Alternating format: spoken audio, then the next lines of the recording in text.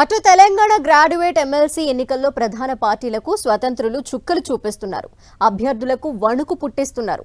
గెలవలేకపోవచ్చు కానీ గెలుపుని మాత్రం డిసైడ్ చేస్తామన్నట్టు కనిపిస్తున్నారు.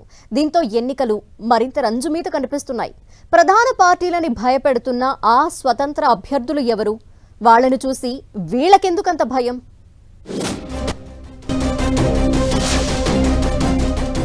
తెలంగాణలో ఎమ్మెల్సీ ఎన్నికలు జనరల్ ఎన్నికల్లాంటి హీట్ పుట్టిస్తున్నాయి. టీచర్ ఎమ్మెల్సీ పోటీ ఎలా ఉన్నా గ్రాడ్యుయేట్ ఎమ్మెల్సీ ఎన్నికలను ప్రధాన పార్టీలన్నీ సీరియస్ గా తీసుకున్నాయి. భారీ లెవెల్లో ప్రచారాలు నిర్వహిస్తున్నారు. ఈ ఎన్నికల్లో ప్రధాన పార్టీలకు దీటుగా స్వతంత్ర అభ్యర్థులు తమ అదృష్టాన్ని పరీక్షించుకుంటున్నారు. ఈసారి ఎన్నికలు కేంద్రంలో అధికారంలో ఉన్న బీజేపీకి, రాష్ట్రాన్ని ఏలుతున్న కాంగ్రెస్ కు ప్రతిష్టాత్మకంగా మారాయి. ఈ ఫలితాల ప్రభావం త్వరలో జరగబోయే స్థానిక సంస్థల ఎన్నికలపై పడే ఛాన్స్ ఉండడంతో ఎమ్మెల్సీ ఎలక్షన్ ను రెండు పార్టీలు సవాల్గా తీసుకున్నాయి. అయితే ఆ పార్టీల అభ్యర్థులను ఇండిపెండెంట్లు టెన్షన్ పెడుతున్నారు.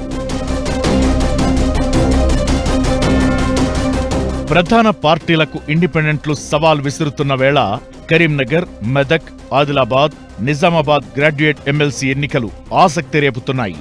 ఈ స్థానం నుంచి 56 మంది అభ్యర్థులు బరిలో ఉన్నారు. కాంగ్రెస్ నుంచి నరేందర్ రెడ్డి, బీజేపీ తరపున అంజిరెడ్డి పోటీ చేస్తున్నారు. ఈ ఇద్దరి గెలుపు కోసం రెండు పార్టీలు చాలా కష్టపడుతున్నాయి. నరేందర్ రెడ్డి కోసం మంత్రులంతా రంగంలోకి దిగారు. కరీంనగర్ లో మంత్రులు శ్రీధర్ బాబు, పొన్నం, నిజామాబాద్ లో జూపల్లి, ఆదిలాబాద్ లో సీతక్క ప్రచారం చేస్తున్నారు. ఇకటు ఎన్నికలు జరుగుతున్న జిల్లాల్లో బీజేపీ బలంగా ఉంది. 4 ఎంపీలు, 7 ఎమ్మెల్యేలు ఉన్నారు. వీళ్లంతా అంజిరెడ్డి తరపున ప్రచారం చేస్తున్నారు. కాంగ్రెస్ మీద బీజేపీ, బీజేపీ మీద కాంగ్రెస్ మాటల దాడి పెంచుతూ రాజకీయాన్ని హీట్ పుట్టిస్తున్న వేళ ఇండిపెండెంట్లు మరింత ఇంట్రెస్టింగ్ గా మారారు.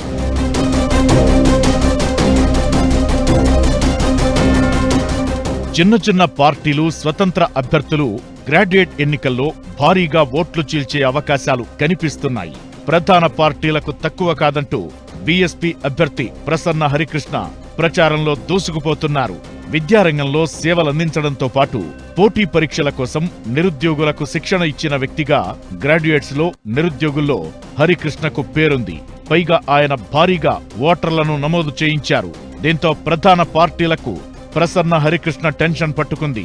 ఓట్లను ఆయన భారీగా చీల్చే అవకాశాలు కనిపిస్తున్నాయి.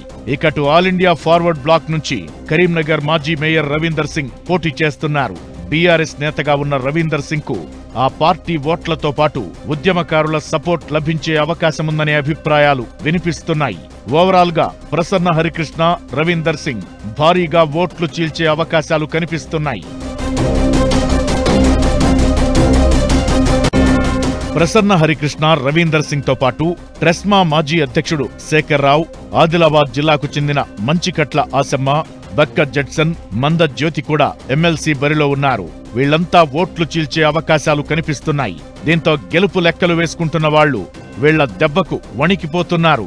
ఈ గ్రాడ్యుయేట్ ఎమ్మెల్సీ ఎన్నికల్లో వ్యక్తిగత పరిచయాలతో పాటు అభ్యర్థులు వివిధ రంగాల్లో చేస్తున్న సేవా కార్యక్రమాలు, సామాజిక సమీకరణాలతో పాటు బీసీ నినాదం కీలకంగా మారే అవకాశాలు కనిపిస్తున్నాయి. దీంతో స్వతంత్ర అభ్యర్థులు ఎవరు ఎలా కొంప ముంచుతారోననే టెన్షన్ ప్రధాన పార్టీ అభ్యర్థుల్లో కనిపిస్తోంది.